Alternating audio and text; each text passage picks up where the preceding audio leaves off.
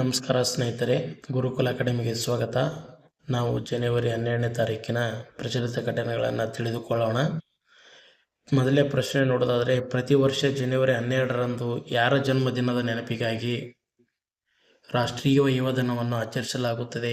Option A Mahatma Gandhi, ಆ Swami Vivekananda, E Bhagat Singh, E Subhash Chandra Bose. ಇಲ್ಲಿ ನೋಡಿ ಸ್ನೇಹಿತರೆ, ಸ್ವಾಮಿ ವಿವೇಕಾನಂದರ ಜನ್ಮದಿನದ ನೆನಪಿಗಾಗಿ ರಾಷ್ಟ್ರೀಯ ಯುವ ದಿನವನ್ನು ಜನವರಿ 12ರಂದು ಆಚರಿಸಲಾಗುತ್ತದೆ. ಅದಕ್ಕಾಗಿ ಮೊದಲೇ ಪ್ರಶ್ನೆಗೆ ಆ ಸ್ವಾಮಿ ವಿವೇಕಾನಂದ ಆಗುತ್ತೆ ಸ್ನೇಹಿತರೆ.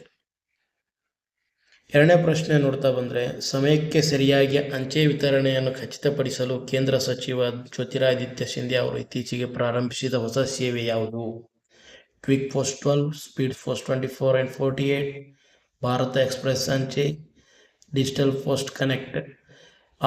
ಇಲ್ಲಿ ಏನಪ್ಪ ಅಂದ್ರೆ ಸ್ಪೀಡ್ ಪೋಸ್ಟ್ 24 ಮತ್ತು 48. ಕರ್ನಾಟಕದ ಯಾವ ಜಿಲ್ಲೆಗಳಲ್ಲಿ ಮಹಿಳೆಯರ ಸುರಕ್ಷತೆಗಾಗಿ ಅಕ್ಕಪಡೆ ಎಂಬ ವಿಶೇಷ ಗಸ್ತು ಪಡೆಯನ್ನು ಪ್ರಾಯೋಗಿಕವಾಗಿ ಆರಂಭಿಸಲಾಗಿದೆ?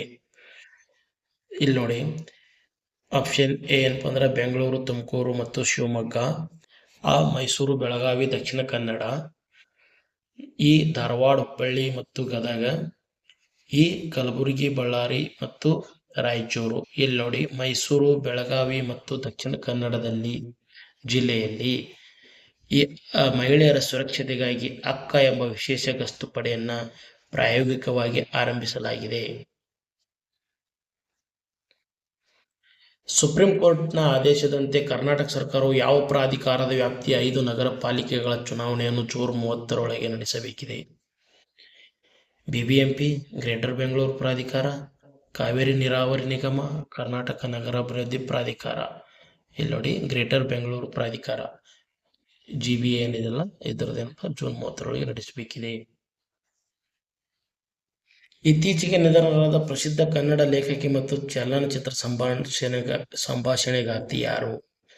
MS ಆಶಾದೇವಿ, ಆಶಾ ರಘು, ಸಾರಾ ಅಬುಬಕ್ಕರ್, ವೈದೇಹಿ. ಆಶಾ ರಘು ಅವರು ಏನಪ್ಪ ಅಂದ್ರೆ ಇತ್ತೀಚೆಗೆ ನಿಧನರಾಗಿರ್ತಕ್ಕಂಥವ್ರು. ಇವರು ಕನ್ನಡ ಲೇಖಕಿ ಮತ್ತು ಚಲನಚಿತ್ರ ಸಂಭಾಷಣೆಗಾರ್ತಿಯಾಗಿದ್ದರು. T20 ಲೀಗ್ ಕ್ರಿಕೆಟ್ ಇತಿಹಾಸದಲ್ಲಿ ತಂದೆ ಮಗ ಒಂದೇ ತಂಡದ ಪರವಾಗಿ ಆಡಿ ಇತ್ತೀಚೆಗೆ ದಾಖಲೆ ಬರೆದ ಲೀಗ್ ಯಾವುದು? ಯಾವುದಪ್ಪ ಅಂದ್ರೆ IPL, Big Bash League, Bangladesh Premier League, Lanka Premier League. ಇಲ್ಲಿ ಏನಪ್ಪ ಅಂದ್ರೆ ಬಾಂಗ್ಲಾದೇಶ್ ಪ್ರೀಮಿಯರ್ ಲೀಗ್. ಇದರಲ್ಲಿ ಏನಪ್ಪ ಅಂದ್ರೆ ಮೊಹಮ್ಮದ್ ನಬಿ ಮತ್ತು ಹಸನ್ ಐಸಾಕಿಲ್ ತಂದೆ ಮಗ ಇಬ್ಬರು ಏನಪ್ಪ ಅಂದ್ರೆ ಒಂದೇ ತಂಡದ ಪರವಾಗಿ ಆಡಿ ದಾಖಲೆಯನ್ನು ಮಾಡಿದ್ದಾರೆ. ಇತ್ತೀಚೆಗೆ ದೇಶೀಯವಾಗಿ ಅಭಿವೃದ್ಧಿಪಡಿಸಿದ ಪರಂ ಶಕ್ತಿ ಎಂಬ ಸೂಪರ್ ಕಂಪ್ಯೂಟರ್ನ್ನು ಲೋಕಾರ್ಪಣೆ ಮಾಡಿದ ಸಂಸ್ಥೆ ಯಾವುದು? ಇಲ್ಲಿ IIT Bombay, IIT Madras, ISRO, IISc Bengaluru. ಇಲ್ಲಿ ನೋಡಿ, IIT ಮದ್ರಾಸ್ನವರು ದೇಶೀಯವಾಗಿ ಅಭಿವೃದ್ಧಿಪಡಿಸಿದ ಪರಂ ಶಕ್ತಿ ಎಂಬ ಸೂಪರ್ ಕಂಪ್ಯೂಟರ್ನ್ನು ಲೋಕಾರ್ಪಣೆಯನ್ನು ಮಾಡಿದ್ದಾರೆ. ಇಲ್ಲಿಗೆ ಈ ದಿನದ ಪ್ರಚಲಿತ ಘಟನೆಗಳನ್ನು ನೋಡಿದ್ವಿ ಸ್ನೇಹಿತರೆ. ಮತ್ತೆ ಮುಂದಿನ ವಿಡಿಯೋದಲ್ಲಿ ಸಿಗೋಣ. ಈ ನಮ್ಮ ವಿಡಿಯೋ ಲೈಕ್ ಆದರೆ ನಮ್ಮ ಚಾನಲ್ ಸಬ್ಸ್ಕ್ರೈಬ್ ಮಾಡಿ ಅಂತ ಹೇಳುತ್ತಾ ಧನ್ಯವಾದಗಳು.